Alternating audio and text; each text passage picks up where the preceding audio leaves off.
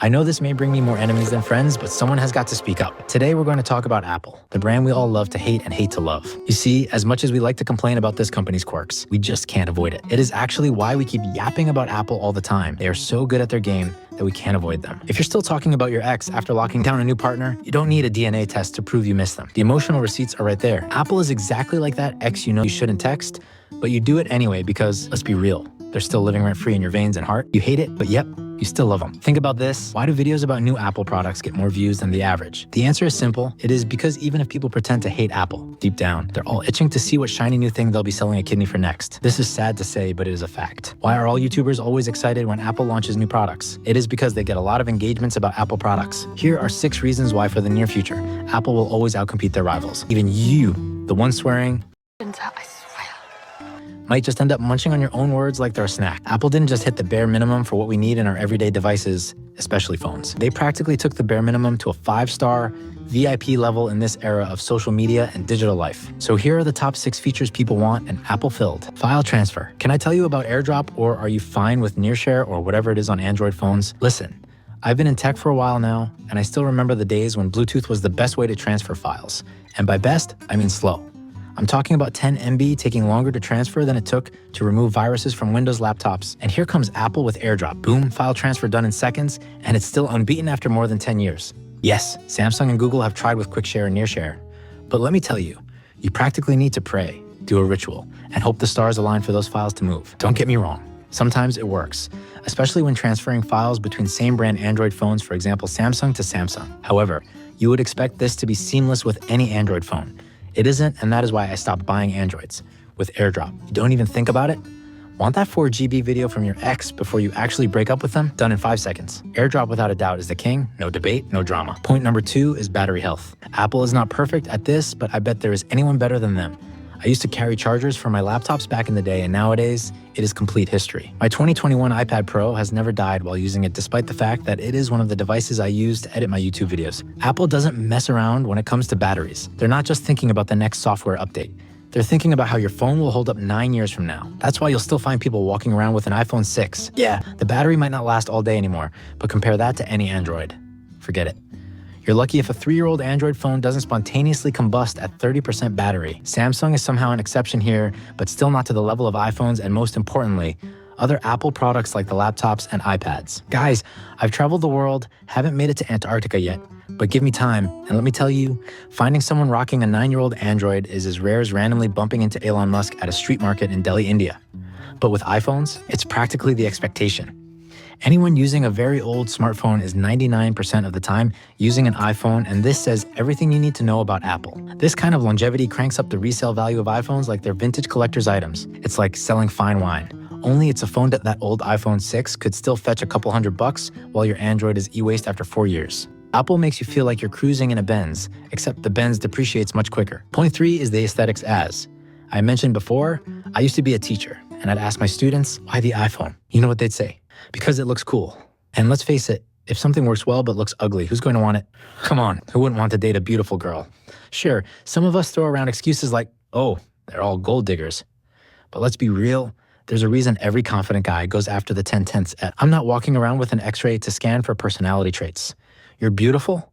I'm asking for your number. Simple as that. Same with phones. We don't want a phone that works great but looks like it came out of a cereal box. Apple knows this.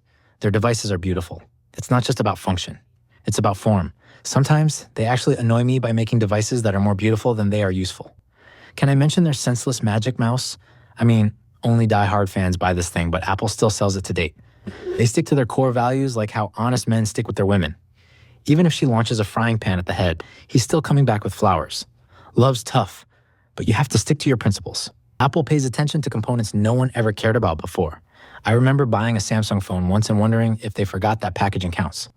Apple's packaging is so premium you almost want to frame the box.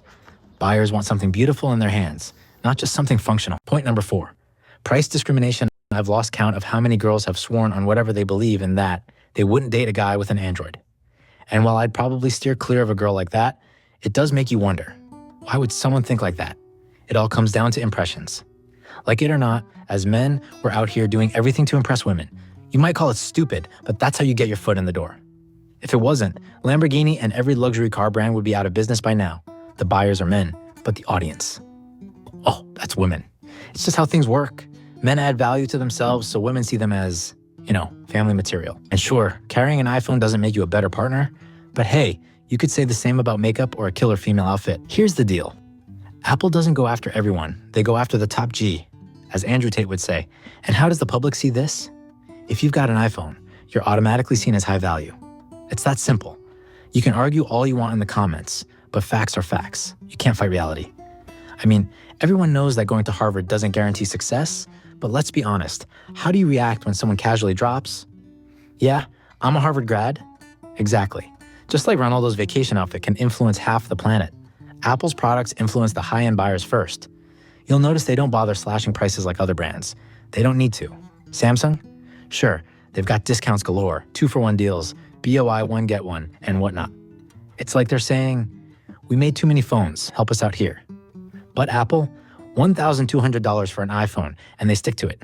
Why? Because they know their value holds. And trust me, you want a product with resale value, your 5-year-old iPhone still has worth. While a brand new Android might as well come with a free with purchase coupon. Apple prices its products to stop anyone who doesn't attach value to Apple products from buying them. Point number 5, App Store control. It is quality over quantity when it comes to App PLE. People complain about it, but here's the thing. You get quality. With Android, the Play Store is like the Wild West. Everything goes. I will give you a simple example of a note-taking app called GoodNotes. I used this app as a teacher, and when they finally brought it to Android, the experience was like a knockoff version of the iPad app. Same goes for Instagram, Snapchat, and anything visual. Use Android, and your photos look like they were taken with a potato. Use an iPhone, and everything is crystal clear. That's why creators, every single one of them, use iPhones. It's not even up for debate. Point number 6, privacy, Apple's ultimate trump card. Apple figured out that people don't just care about what's in their phones, they care about what happens to their data. They've even gone head-to-head with governments about not handing over people's information. Now, sure, they've bent the knee in places like China, but overall, Apple keeps your data safe. Google? Yeah, they sell your data like it's a Black Friday special. And guess who makes Android? Apple even lets you manually stop apps from sharing your data with third parties. So when you use an iPhone, you've got some peace of mind. Sure, maybe Apple keeps some data to themselves, but they're not selling it like hotcakes to everyone with a Wi-Fi connection. And that's why people trust them. It's like, yeah, Apple, you're a necessary evil, but I know you're not selling my secrets to some random ad agency. So yeah, Apple has its flaws. Are they innovating as much as they used to? Not really. But do they need to? I mean, with AirDrop, battery life, design, app quality, top-tier market standards, and privacy, they've already won. Let's learn to appreciate it. It is because of such subtle yet important developments that there's always a line outside the Apple Store every year when new devices are launched. Whether you're hating to love them or loving to hate them, Apple will always be Apple.